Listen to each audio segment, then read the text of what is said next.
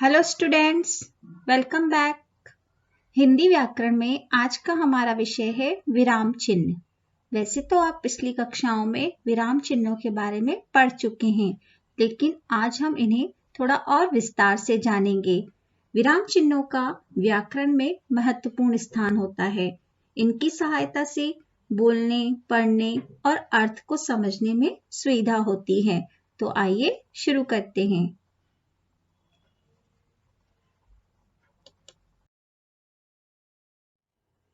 बच्चों, यहाँ पर कुछ वाक्य दिए हुए हैं।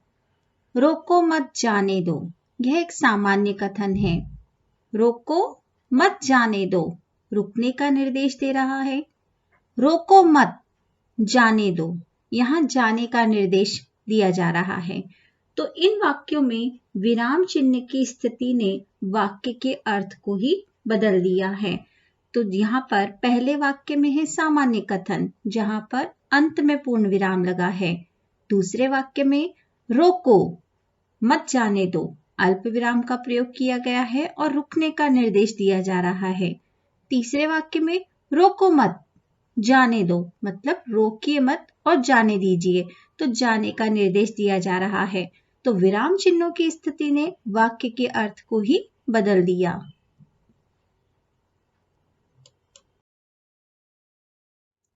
अर्थ का अनर्थ होने से बचाए, कहाँ ठहरना, कहाँ बोलना सिखाए।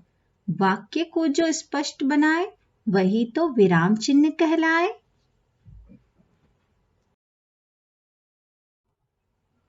परिभाषा: लिखते समय रुकने या विराम देने के लिए हम जिन चिन्हों का प्रयोग करते हैं, उन्हें विराम चिन्ह कहते हैं। कि लिखते समय हमें कहाँ पर रुकना है, कहाँ विराम देना है, तो लिखने के लिए जिन चिन्हों का प्रयोग किया जाता है, उन्हें हम विराम चिन्ह कहते हैं। हिंदी भाषा में प्रयोग किए जाने वाले कुछ विराम चिन्ह इस प्रकार हैं। इनमें से आप कुछ को भली भांति जानते हैं, जैसे पूर्ण विराम, अल्प विराम, अर्ध विराम, प्रश्नवाचक चिन्ह, विस्मयादि बोधक चिन्ह, योजक चिन्ह, उद्धरण चिन्ह, निर्देशक चिन्ह, कोष्ठक चिन्ह, लाघव चिन्ह। कुछ विराम चिन्ह आप लोगों के लिए इस बार नए हैं।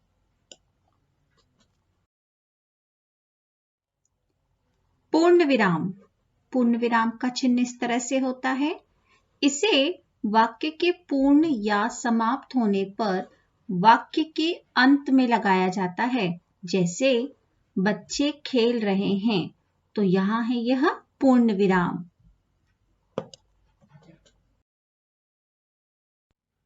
अल्प विराम, जिसे कहते हैं कॉमा, इसे वाक्य के बीच में थोड़ा रुकने का संकेत देने के लिए लगाया जाता है। जैसे शीला, सीमा, शबनम और रूबी सहेलियां हैं, तो यहां पर है शीला, सीमा, शबनम के बीच में कॉमा, यानी कि अल्प विराम, जहां पे थोड़ा रुकने का संकेत दिया जा रहा है। अल्प विराम का प्रयोग वहां भी किया जाता है जहां शब्दों की पुनरावृत्ति हो रही हो, यानी कि रिपीटेशन हो रहा है। जैसे हाँ हाँ, अश्विन ने ऐसा कहा, तो हाँ और हाँ के बीच में भी अल्प विराम का प्रयोग किया जाएगा। या फिर किसी को संबोधन कर रहे हैं, जैसे अंकुर, अब तुम जा सकते हो, तो अंकुर के बाद भी अल्प विराम का प्रयोग किया गया है और अंत में किया गया है पूर्ण विराम का प्रयोग। अर्ध विराम, जिसे कहते हैं सेमीकोलन, जहां अल्प विराम से अधिक तथा पूर्ण विराम से कम समय के लिए ठहरा जाए, वहां अर्ध विराम का प्रयोग होता है। उदाहरण के लिए, ईश्वर सत्य है, जगत मिथ्या है। अंत में तो आएगा पूर्ण विराम, लेकिन यहां पर अल्प विराम से थोड़ा ज्यादा समय ठहरने के लिए अर्ध विराम का प्रयोग किया गया है। अर्ध विराम का प्रयोग दो या दो से अधिक उपाधियों, यानी कि डिग्री के बाद भी किया जाता है। जैसे एमए, पीएचडी, तो एमए और पीएचडी के बीच में आएगा अर्ध विराम। प्रश्नवाचक चिन्ह क्वेश्चन मार्क, इसे प्रश्न करते समय वाक्य के अंत में लगाते हैं। जैसे आप कहां से आ रहे हैं, तो यह जरूरी नहीं है कि वाक्य में प्रश्नवाचक शब्द हो, जैसे कहां, क्यों, कौन, कैसे। लेकिन कभी कभी प्रश्न या संदेह का भी बोध होता है, तो भी हम प्रश्नवाचक चिन्ह का प्रयोग करेंगे। जैसे तुम चलोगे मेरे साथ, तो इसमें पता चल रहा है कि पूछा जा रहा है, तो वहां पर भी हम प्रश्नवाचक चिन्ह का प्रयोग करेंगे। अब है विस्मयादि बोधक, एक्सक्लेमेटरी साइन। यह चिन्ह दुख, खुशी, आश्चर्य, घृणा आदि भाव को प्रकट करने के लिए लगाया जाता है। इसे वाक्य के बीच में भाव प्रकट करने वाले शब्दों के बाद लगाया जाता है। जैसे अरे तुम आ गए, तो अरे शब्द के बाद विस्मयादि बोधक चिन्ह का प्रयोग किया गया है और अंत में पूर्ण विराम। अगर प्रश्न पूछ रहे हैं तो प्रश्नवाचक चिन्ह होगा। इसके कुछ और शब्द हो सकते हैं, जैसे शाबाश, वाह, छी, हाय। तो ऐसे शब्द जो होते हैं वो विस्मयादि बोधक शब्द होते हैं और उनके बाद हमें विस्मयादि बोधक चिन्हों का प्रयोग करना होता है। योजक चिन्ह, जिसे कहते हैं हाइफन, वाक्यों में दो शब्दों को जोड़ने के लिए शब्दों के बीच में इसका प्रयोग किया जाता है। जैसे पुनीत के माता पिता शिमला में रहते हैं, तो माता पिता दो शब्दों के बीच में आया है योजक चिन्ह। योजक चिन्ह का प्रयोग विलोम शब्दों के बीच में भी किया जाता है, जैसे रात दिन, जन्म मरण, लाभ हानि। और दो शब्द जो एक ही युग्म में आते हैं उनके साथ भी प्रयोग किया जाता है, जैसे पढ़ना लिखना, खाना पीना। तो उन शब्दों के बीच में भी योजक चिन्ह का प्रयोग किया जाता है। उद्धरण चिन्ह, जिसे कहते हैं इन्वर्टेड कोमास, ये दो प्रकार के होते हैं, डबल और सिंगल, यानी कि इकहरे और दोहरे। यदि किसी के कथन को ज्यों का त्यों कहा जाए तो उसे दोहरे चिन्ह के भीतर रखा जाता है। जैसे राम ने श्याम से कहा, तो राम के कथन को ज्यों का त्यों लिखने के लिए हमने उद्धरण चिन्ह का प्रयोग किया। लेकिन उद्धरण चिन्ह का प्रयोग करने से पहले हमें अल्प विराम लगाना होगा। फिर लिखना है दोहरा उद्धरण चिन्ह, डबल इन्वर्टेड कोमा, मैं तुम्हारी मदद करूंगा। करूंगा के बाद पहले पूर्ण विराम, फिर लिखना है हमें उद्धरण चिन्ह को।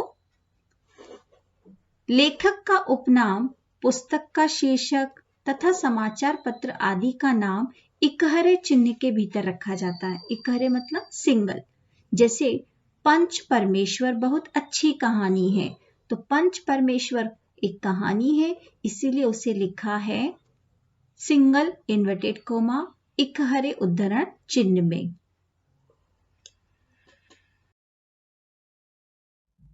अब है निर्देशक चिन्ह।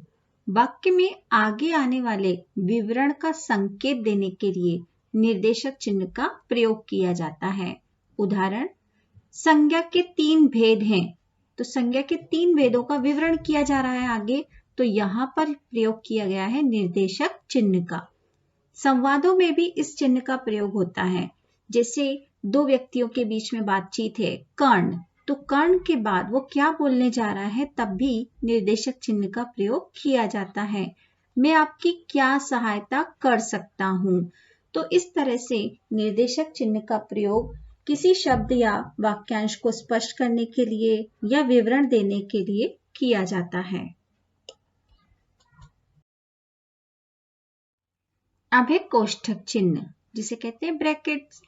किसी शब्द या वाक्यांश का अर्थ स्पष्ट करने या उसकी व्याख्या करने के लिए उसे कोष्ठक के भीतर लिख दिया जाता है। उदाहरण के लिए, राम के अनुज से रहा न गया। अब अनुज की व्याख्या करने के लिए या उसके अर्थ को स्पष्ट करने के लिए उसका अर्थ लिखा गया है कोष्ठक में। अनुज कौन थे राम के? लक्ष्मण। तो राम के अनुज से रहा न गया, अनुज की व्याख्या करने के लिए कोष्ठक में उसका अर्थ लिखा है लक्ष्मण। तो किसी भी शब्द या वाक्यांश का अर्थ स्पष्ट करने के लिए उसे कोष्ठक के अंदर लिखा जाता है। अब है लाघव चिन्ह। शब्दों का संक्षिप्त रूप लिखने के लिए इस चिन्ह का प्रयोग होता है। उदाहरण के लिए डॉक्टर, तो डॉक्टर को संक्षिप्त रूप में लिखने के लिए हमने लगाया लाघव चिन्ह। पंडित, पंडित को संक्षिप्त रूप में लिखने के लिए हमने लगाया लाघव चिन्ह। तो इस तरह से ये सभी थे विराम चिन्ह और उनका प्रयोग कहाँ कैसे किया जाता है। वैसे तो आपको उद्धरण चिन्ह, विस्मयादिबोधक, प्रश्नवाचक, पूर्ण विराम और अल्प विराम, इन्हीं विराम चिन्हों का अधिक अभ्यास करना है।